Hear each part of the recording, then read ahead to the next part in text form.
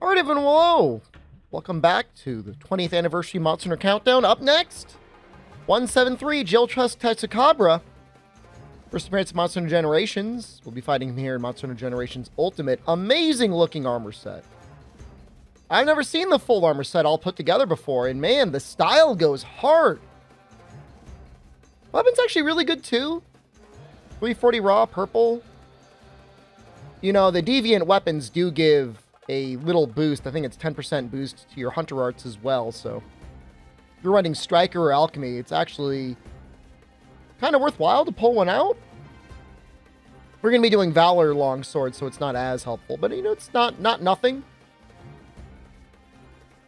The set itself is a little interesting. We're not using it, of course. I'm not not this time. Maybe in another 10 years we'll do something different, but the set itself does give Artillery Expert, Scavenger, which gives you extra stamina and item consumption, Adrenaline +2, Guard, and Tenderizer. Honestly, I mean, not a terrible set. You know, if you were doing some sort of like Gun Lance, maybe even Valor Gun Lance or something, that would be fine. Good enough. I would consider actually using it. As for everything else, pretty weak to water. Relatively weak to paralysis. You know, you want to help break the fangs with water. If you're going to be going for the head at all, you want water. If you just want to gamble on the tail always being available, you can go just pretty much raw. But getting through those fangs is not always super easy. I mean, we do end up doing it here with just raw damage, but I think normally it'd be a little bit easier with some water. So, we have seen Tetsucabra before. We at least have seen Berserk Tetsucabra, right? You know, you still got similar things here. He's got a super jump. Now, we can counter that move with bombs, and I'll be demonstrating that to various degrees of success later on. Otherwise, what makes him really different is the way he interacts with the rocks. So, normally he'll end up picking up wide rocks. You can kind of see that there. When you break both of his fangs, he ends up... I don't know what else to say. He becomes a throat goat. He's got to throat the rock. And in some ways, it's a little bit harder. But we'll talk about that when we get there. But I would say of all the EXs I've fought so far, he's probably one of the more enjoyable ones to fight. In that you can definitely approach him mostly the same way you would his normal version, but he gets a couple more tricks.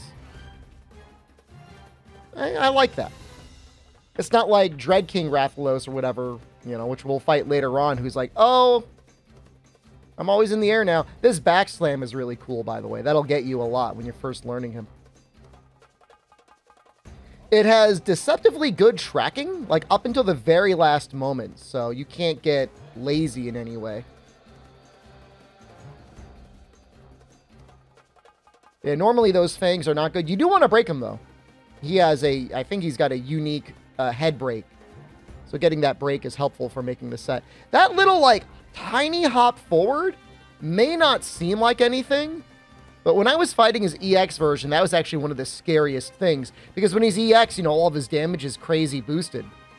And so, like, the tiny, fast moves are actually kind of the scariest things when you're fighting an EX monster. Okay, so now we're going to do a better job. We're actually going to drop down a bomb. We do get hit this time. You can see it puts him into a very long stun animation. Excellent opportunity to go for the head. Just to help break those fangs.